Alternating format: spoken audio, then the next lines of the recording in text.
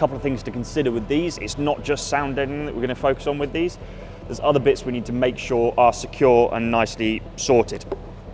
So we need to get the foam out of the way so we can sound deaden underneath, but then there's also things like the clips on the actual door. These are going to rattle as they do not have a perfectly tight fit. As you can see, they move around. So we're going to be chucking a bit of tape under there. It's a nice little trick, tightens up that grip and the hold for them. So they're not going to move as much, they're not going to give that tinkly rattle if they are loose. We also just need to make sure that all of the electrics and wires on here are nice and tight and none of the clips are loose and moving around. And talking of things being loose, we need to make sure all the bolts are nice and tight and tightened down, because just with time and age and previous servicing and everything, they can end up leaving them loose or just come loose with time.